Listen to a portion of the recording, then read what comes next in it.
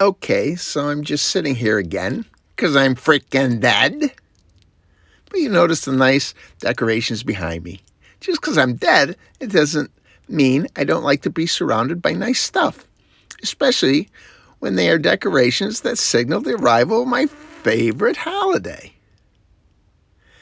But anyway, I can't stop thinking about these clowns and what they're saying about inflation, that it's only temporary, that it's transitory. Transitory my ass. Inflation is here to stay. In other words, it's permanent. Let's see why. Okay, again, we'll go over what we've learned.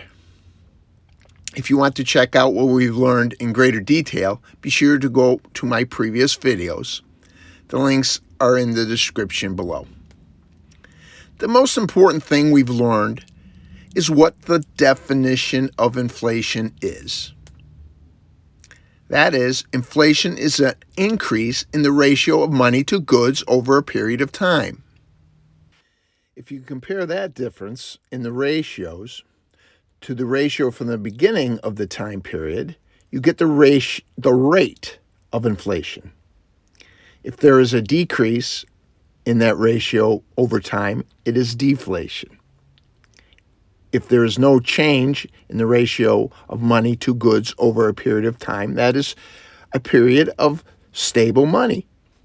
So now I want to look at a couple of periods of time in the past U.S. history to see what I mean. Let's look at the time period of 1973 to 1975. Let's look at the charts of goods and services in the economy and the money that can be used to buy those goods. The ratio increased in this time period. Here I've put the arrows to show the trend during this period. Notice these arrows are getting slightly closer together. As the lower line, the money, gets closer to the top line, the goods, the ratio is getting larger as compared to what the ratio was.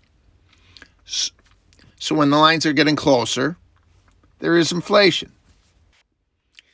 In this time period, between 2009 and 2019, there was 42% inflation over that 10-year time period, or average 3.5% per year.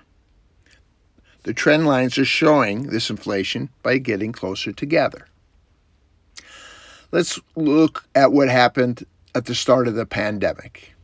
In this period, the inflation rate was 20% per year. Look at the trend arrows. The bottom line actually crossed the top line. The money line is now on top of the goods line.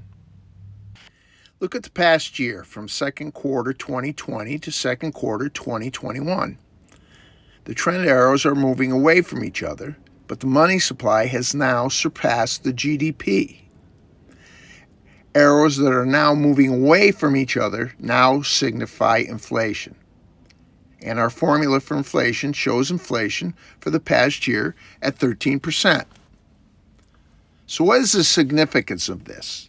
Does this mean that we've entered a period of permanent inflation? Well, I believe we've been in a period of permanent inflation since 2001,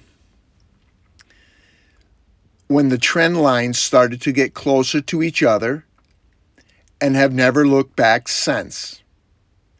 And now they've crossed each other and are moving away from each other. But let's take a closer look. Let's look at the trend lines we're talking about. Since we're talking about inflation, not prices, we only have to be talking about two things: the money supply and the goods and services that the money can buy. Here is the money supply, M2 in blue. I've put the trend line over it in black. This trend line was fairly easy to draw. In fact, this trend line could be calculated mathematically. Starting in 1960, when the money supply was $300 billion, and using a compounding calculator set to 7.2% growth per year, I've calculated this. It is the black line. Pretty dead on, right? Always like to be dead on. In fact, the money supply, going back over the last 100 years, has grown an average rate of 7.2% per year, with individual years being slightly above or slightly below that average. So let's just say that the money supply is growing at a pretty steady rate of 7.2% per year. Here's the GDP and the trend line for it. The GDP, unlike the money supply, is not growing at a steady uphill rate. In the 1960s, it grew an average of 4.4% per year. In the 1970s, it grew an average of 3.3% per year. In the 80s, it was 3.1%. In the 90s, it was 3.6% per year. In the 2000s, it was 1.8% growth per year. And in the 2010s, it was 2.2% growth per year. That was the average. I have plotted these trend lines for the decades and have shown it now how the trend line is climbing at a reduced rate increase. Here is the two trend lines on one graph. Remember in the last video, I said the crossing of these two lines was significant? These trend lines will continue to move farther and farther away from each other. That's a mathematical certainty. So that means it's not a matter of inflation or not inflation. It's only a matter of how much inflation. So the narrative the clowns are trying to tell you is a crock of crap. There's no such thing as transitory inflation anymore.